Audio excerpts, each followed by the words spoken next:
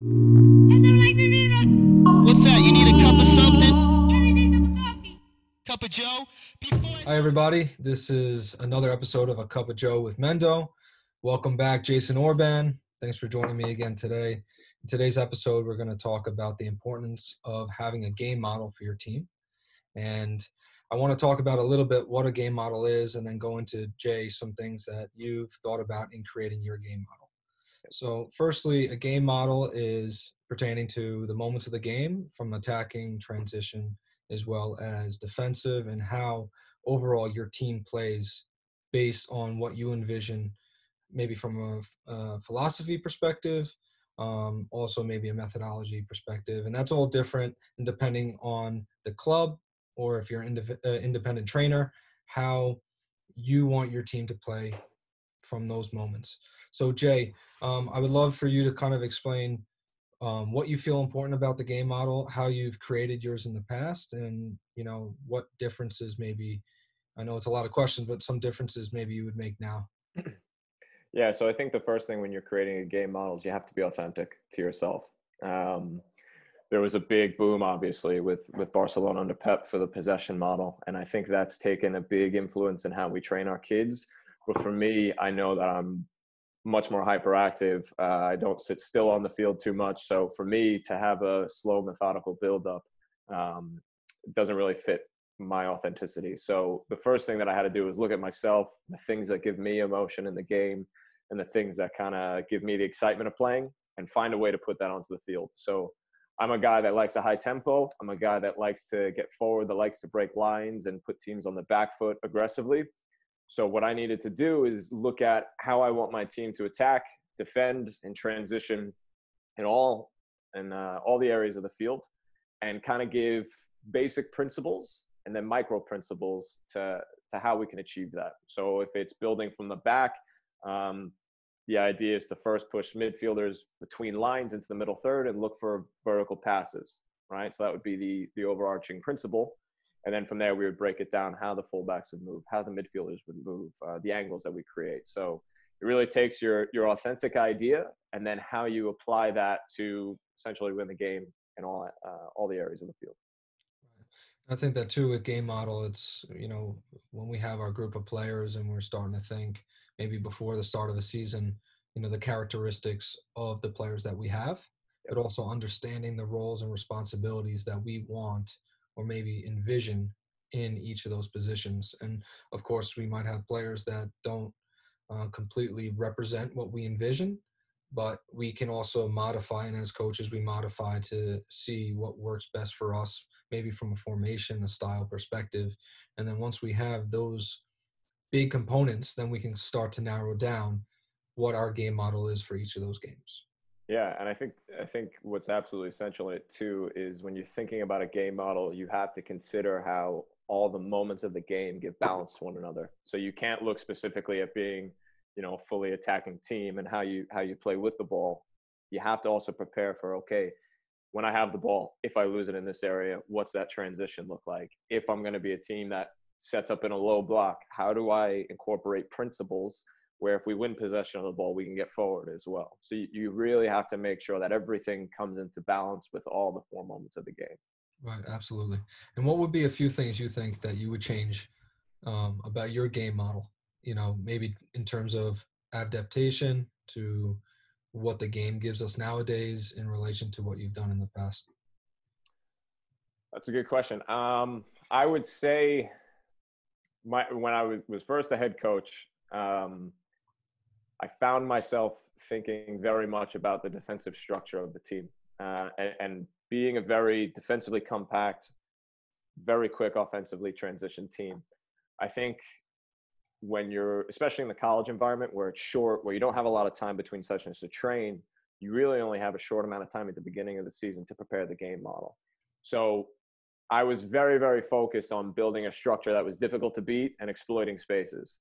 For me, I think I need to focus a bit more from that moment now, in what the buildup looks like, where if my players can't achieve the opportunity to create a chance on goal in the transition, working different movements, basic movements that you can apply in a short space of time of training for the players in order to break down the opponent. So I guess I just said balance. I guess for me, continuing to find a better balance between the offensive transition and the moment of possession, where you have to break the opponent down, and kind of what that looks like to still match my idea of an energetic, aggressive game. Right. Absolutely. And I think that last time that's a good point. I mean, indirectly you mentioned it, and it's kind of the reflection piece that last time I had you on, we talked about, reflecting not maybe just personally, but what works and what doesn't, and then coming up with a new plan and trying to not reinvent, but kind of reinstate what would work based on maybe what didn't, but also too what you have in terms of resources. Yep. So I think that's a good point. What would you say for us, just to converse a little bit on some of the tips and techniques that coaches can take away in terms of maybe developing or clearly defining their game model? I think most importantly, having a space where you could sit down and just write freely. I think that helps a lot. I think the first thing that you have to do is conceptualize what you want the game to look like, and just write that out as much as you need to write that out. Just free write it. I want the game to look like this when I have the ball. This is the way I want my players to feel. This is the way I want, us emotionally to feel about the game, and the tempo we want to play at. And then from there, look to make it concise. Find the important material. So for me, it started out writing a really long document about how I want the game to be fast. I want to be incisive. I want transitions. I want to keep the opponent on the back foot. And what it took for me was just breaking that down to, okay, that means when I have the ball, I want to break lines. I want to create chances at speed. And without the ball, I want to control the space the opponent has. So the first thing is to free write, conceptualize what that is, and then narrow it down. And then I think from there, once you have that concise description, look at what you need to do in each of the thirds for each of the moments. So, we're in the attacking third and we've just lost possession of the ball. Well, for me, if I want to have an energetic game, if I want to keep the opponent on the back foot, that means that I have to have principles related to pressing to win the ball back and pressing to reduce the space for the opponent. So it has to be a ball and spatial approach as well. If I'm talking about defending, okay, in the defensive third, how do I incorporate a proactive, aggressive stance in front of my goal without conceding chances? So it's, again, conceptualize, make it concise, and then break it down from the thirds, how you want your team to respond in all the moments of the game. I think that's good. I think it's as easy as we talked about last time, is having a notebook and kind of writing down, like you said. And I think that's what's helpful for me, is to take those notes and then put it into a document and, Word, Excel, and kind of then formulate your thoughts where you can see it, and maybe connect that with different categories to start to narrow in on one or two specific items that are important to you. And I think at that point, it's a little bit easier to share that document with other coaches and converse and get feedback and suggestions on how to make it better. So those are a couple of things that I think could work, and they've helped me. And obviously, we share a lot of stuff together, and it's something that helps us grow. Yeah. And I'm curious for you as well, because when a lot of people talk about game models, the idea of formations and the numerical setup comes into the discussion a lot. When you're developing your game model, what role does having a set formation in your head go into the game model? Or do you believe that the game model just gives structure regardless of the formation? I think the game model gives a structure within the formation. There is a formation that I prefer to play, which I like, and I think connects better based on superior numbers and the possession style that I like to play more from the attacking and the transitional from defense to attack aspect. So I think that those models are more, I guess, dependent on my characteristics of the players, which I tend to look at and say, okay, can I create the model based on this? And then if not, then I have to readjust. And that goes the same thing for defensive.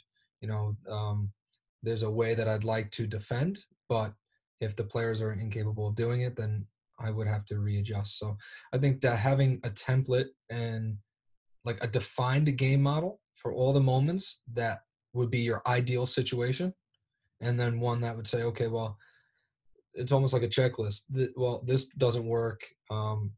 These are the limitations, and then try to create a game model that's maybe a little bit scaled down Yep. and then kind of readjust it that way based on formation.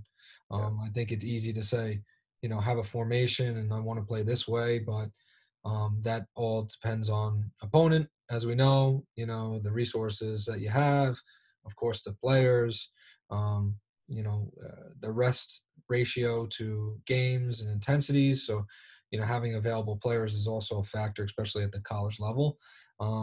So those are a couple things that I would say would be important. Yeah, well, that's good. Absolutely. So, guys, I hope that this in today's episode was helpful and you could all take away something from this. But in the future, we're going to be back and talk a bit more about how to create a game model. And of course, as I mentioned in the past, this is an episode in our Cup of Joe in general is for coaches to converse and share thoughts and suggestions. We want to open up that forum, so feel free to reach out, and we're here to help. All right, and thank you, Jay, for joining me again. Thank you. And I hope to see you next time. Wilson from Brazil. I like me cup of Joe with my